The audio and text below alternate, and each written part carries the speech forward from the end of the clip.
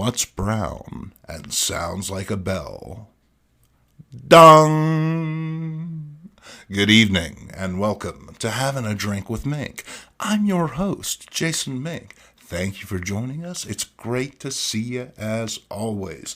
We appreciate you making a little bit of time in your schedule to tune in. Let's get right to it. Let's not mince words. I hope you have a nice beverage on hand. I know that I do. Oh, wait, I'm saying it's nice. Do I really know that it's nice? Oh, yeah, it's nice. We're going to jump right in with both feet because the water is fine. And we're looking at Mego's 50th anniversary World's Greatest Superheroes Aquaman figure. That is a mouthful. Here is the box that the figure comes in. It is a reissue of that original Mego box with a few slight modifications. On the side, you get other DC heroes. And then on the back, you get that lovely artwork. And you even get a little crest letting you know it's authentic. Now we have the vintage Type 1 Aquaman on loan from the collection of Dennis Miller. Thank you very much. And we're going to use him to compare and contrast these figures. Take this guy out of the box. And right off the bat, he's looking pretty good. He's nice and he's bright. Very clean, I gotta say. Costume fits well. The little A is applied very well. Wait, is it an A? Or is it supposed to be his water fork thing? Let us know in the comment section below. He's got his oven mitt style gloves. And these were the bane of many children because you would lose them almost instantly. And, as you can see here, this guy, he doesn't look so odd without the gloves, but someone like Batman, that really stood out. But the gloves are made in that standard sort of vinyl, and that's repeated right here on the fins, which are quite nice. They're very sharp. They're very well applied. These don't seem like they're going to come out. Stitching is all very, very good here. Guess there's a little bit of loose stitching right there, but I won't pick at it. I tell myself I won't pick at it. Now, unlike this guy, who's held together, his costume's held together with a button or two, this gentleman right here, I'm sorry I picked you up by your head. That was wrong with me. He is the king of the seven seas after all. My apologies. This guy, he's got Velcro holding his outfit shut. And so, that seems to work. Now, I had noticed there is a big old seam line on his head that is not present on the original. And that is one thing to note. Sometimes the production, very, very close, but doesn't quite nail it. But nonetheless, if you're looking for an inexpensive Aquaman to add to your collection, then what you're going to do is you're going to head on over to your local Walmart or maybe one of those popular online retailers that I've heard so much about. Place yourself an order for Aquaman, Green Lantern, or any number of the Justice League figures that are out now, and brace yourself because the bad guys are coming next. So that's pretty exciting. Okay. As you can see, the box is stacked. Yes, it is. The other day, an older woman came into the shop.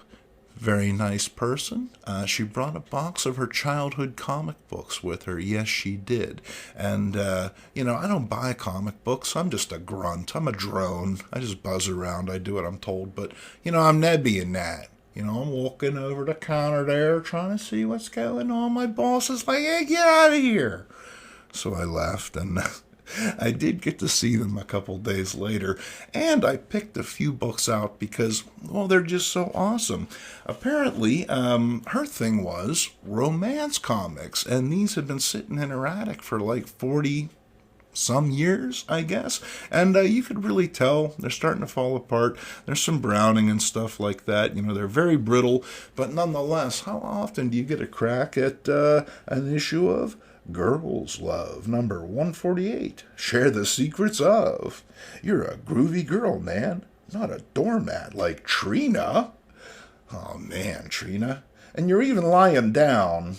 Not making a good case for yourself, even if you are a doormat for love. It's no excuse. And on the inside, it's my double love. Make up your mind, Leah. It's either me or this swinging hero you've dreamed up in your head. Apparently, Leah has a thing for fantasy life. You know, she likes to lounge about, you know, thinking blue thoughts and blue lingerie in her blue bedroom there. She does it a lot, actually. And then, oh dear. Some of these, I just don't know, to be honest with you. A lot of these romance books feature artwork by the greats. John Buscema, John Romita Sr., Bill Everett, Gene Colan. It's all in here. But some of this stuff is a bit dicey. In fact, I'm afraid just owning this comic book might have gotten me on a list somewhere. And now that you've looked at it, you're on that list too. My apologies. I don't know what to say. It was published. And then it's more girls' love. It's Rita. Oh, wait a minute. That's not Rita. How could Ron mistake Beth's lips for mine? Probably that Dr. Pepper chapstick y'all wear. You know what I mean? It's really hard to tell you apart. And look at these braying jackasses. Come on, man. Cut her a break. And then here's the story on the inside. It's those lying lips. And more blue lingerie. And one thing about these books, smooching. There's a lot of smooching. And in this one, blindfold smooching, which I wouldn't recommend. You know what I mean? You kind of want to know where you're putting your lips, especially during the swinging 60s. Gosh knows. Wanted to point this panel out to you. It's looking like she slipped a gear. Probably have to take her to the mechanic. She'll be in the shop for about a week. Once they're down like that, it's really hard to get them up and running again. This is Jezebel. Well, if it isn't Little Miss Heartbreaker in person, I wonder whose romance she'll break up this week. I just hope one day someone takes a man away from her. She deserves it.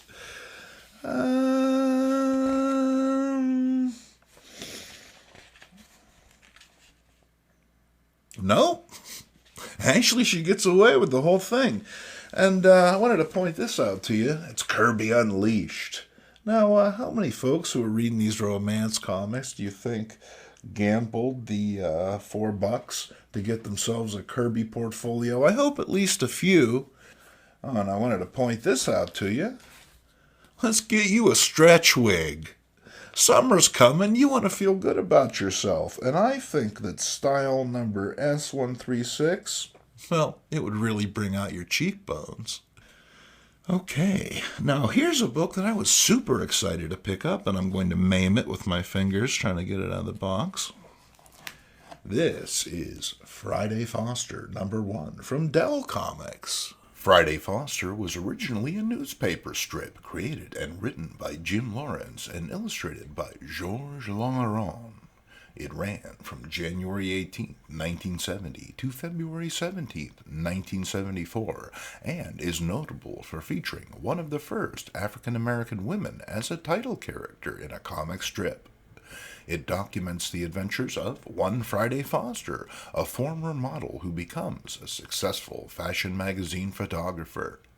Testing the waters, Dell released a single issue, but sadly, the book wasn't around long enough to find its audience. Friday Foster #1 is written by Joe Gill and illustrated by Jack Sparling. A film adaptation of the strip appeared in 1975, written and directed by Arthur Marks and starring Pam Grier in the title role. And then moving on with some Marvel romance comics. You don't see these all that often. These are tales of love that could be yours, if you got the 20 cents. And, here's Mary Jane at the Female Freedom Rally. She must leave you, darling, because no man is my master. No, sir. And then here's the story on the interior. And it's illustrated by John Buscema and John Verporten and narrated to Stan Lee. So apparently this gal, she sat down with Stan. They had a heart-to-heart about this. And, I guess Stan betrayed her confidence, turned around, put her story in a comic book. Not very nice at all. And then how about this? I love him, but he's hers. And this is illustrated by Big John Buscema. And you gotta love that artwork. Those hamburgers, yeah, they still look good all those years later. Talking about Stan Lee, here he is making a cameo down at the bottom of the page there, showing off his new toupee. Looking good, Lee.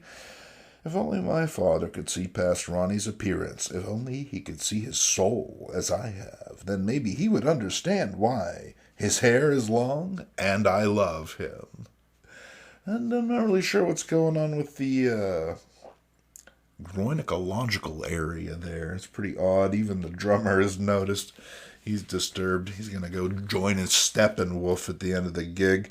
And then speaking to Gene Colan, "Don't argue with me, girl. I've got problems enough. My business is bad. I can't raise enough money to pay the bills. Those are the problems of the real world, Liz. Problems that Rodney Langdon could never understand." Rodney Langdon? Sounds like a Mr. Show character. But brilliant, obviously. Absolutely wonderful. And then, how about this? This is art by Win Mortimer. You bet. You never know what's going to turn up in these comics. And Dad's saying that she's too young to wear black. I don't know. You might want to listen to the Smiths a couple times, Dad. Get your head around it. And then we got Our Love Story. And the romance the way it really is. Those other comics, it's all a bunch of crap. And once again, imagine you're a father. You want to send your kid to trade school. You want him to get a good education. You know what I mean? You want him to get a good job, solid footing in life. And he sees a clown like this in his starry pants walking around. Well, honey, all the I-do's have been said. We're hitched for life. And what a life it'll be for me, darling, married to the biggest rock star in the world. A life that should have been hers. Stick with the plumber, I'm telling you. Then only Marvel can bring you a happy ending. Why can't my life be like one of the plays I act in? If only I could make it as an actress. How else can a girl like me meet glamorous boys like these? Apparently this chick, she's all hung up on this idea of romance. You know what I'm saying? She has a thing in mind, and she's not going to settle for anything else. And even when this handsome-looking John Voight type comes along and puts a lip lock on her, it ain't good enough. You know what I'm saying? She wants a rebel. Yes, she does. So she heads down to the local protest. You know what I mean? Plastic people, you're such a drag. And she sees this guy with his smoldering eyes and his goatee and his mustache. and she's immediately swept up. She's taken by him. And she's like, "Oh, yeah, you're the one I want. Absolutely. I'm completely in love with you." And he's like, "Ha-ha! Harlot! It's me, John Voight, after all." That is the power of acting. And then it's Our Love Story. I hope you don't mind that I went public with it. You know what I mean? I was just so elated. And what's going on here? "I told you before and I meant it. Stay away from that boy." "Ignore her, Danny. She's just jealous because she's scared of men." I don't know why she sounds like a higher-pitched Casey Kasem. Apparently I can only do one woman's voice. Is she afraid to love? I don't know. Let's take a look on the inside. Oh, no. She doesn't look afraid at all. She's doing just fine. Arms flung out to Danny, reaching for the stars, lips meet hungrily, shared a single breath. Yeah, doesn't seem scared at all. But then they thought that the moon was the only one watching until, "Rita, your sister!" Stay right where you are, Danny. You're my date, not Phyllis's. If she gets a kick out of looking, let her. Wow, our love story is weird. Taking an odd turn for sure. Let's hope we can get back on track with the dropout and the debutante. And this is some sumptuous art by John Buscema. And then here's another, driftery type hanging out, picking up on the social workers, as you do. You know what I mean? A fella's got to do what he's got to do. And interestingly enough, he looks a bit like Aquaman there. And then here's even more of our love story. Stop fooling that poor girl, Dick. Oh, I'm sorry. Stop fooling that poor girl, Dick. She's good for a laugh, but I'm the one taking you home. Anything you say, darling. Aw, jeez. And she's crying her eye out. She's only got the one. It's a game of triangles. And then on the inside, it's the day my world collapsed. Oh, more like the day your lungs collapsed. Buddy, you don't got to hold her that tightly. Maybe you do. And then, how can I love a member of the establishment? It's just like one thing leads to another. First they're getting into feminism, wearing headbands, and the next thing you know, well, they're stomping on the Avengers' heads, taking over the mansion. I've seen it happen. And then, speaking of the Avengers, here's a game of triangles, and this features art by George Tosca. As you know, illustrated Iron Man back in the day. And if you were to put a little mustache on this guy, well, that could very well be Tony and Pepper dipping in to make the scene. And then, moving on from those romance comics, apparently this lady had excellent taste because she was also into Jimmy Olsen. Now, this book has seen better days, but that's fine. I just had to know it's the dummy that haunted Jimmy Olsen. And if you have a fear of clowns, you can put it to bed because ventriloquist Jimmy is way scarier, and he can actually fit under your bed. So, yeah, be on the lookout for him. And then here's a story that I'd only seen online, actually. I'd been wanting to read it. I saw panels, you know what I mean, out of context. That's fine, but sometimes you just want to sit down and read the ding-dang book. It's Leslie Lowe, girl reporter, and wow, hubba ding ding. Seems like all the fellas really go for Leslie. She's the new reporter at the Daily Planet. And, oh God, she's Jimmy Olsen in a dress. That's right. There he is, putting on some lipstick. Yeah, you do you, Jimmy. Absolutely not my place to say. And, I know that Perry, he's fine with it either way. Quite honestly, I'm pretty sure he knows what's doing. And at the very end, well, it's been a learning experience for all of us. Not only is Lucy Lane extremely put out, but Jimmy's discovered that he likes a good bubble bath. There's an image you won't be able to get out of your mind for a while. And then here's another Jimmy Olsen. Come on, Jimmy, I have a job for Elastic Lad back in the 20th century. Stop stretching me, Superman. I promised these Legionnaire beauties I'd stay here in the future with them. No, he's my boyfriend. Jimmy's mine, girls. I love every yard of him. They're Jimmy's Legion romances. Romance? Really? And then, wouldn't you know it, we're going to take an abrupt left into Riverdale, folks. And here's Archie's girls, Betty and Veronica. Ring-a-ding-ding. What do you think the guys are telling the gals about their new bell-bottom pants? And then here's some more Archie's girls, Betty and Veronica. Ronnie, there's someone I want you to meet. Is it someone important or a girl? How about her? These always seem like, the equivalent of a movie walk-on. I gotta wonder, like, what happened to all these characters that, make the scene in the corner of a panel or a cover or something. They were hoping to get their own little feature.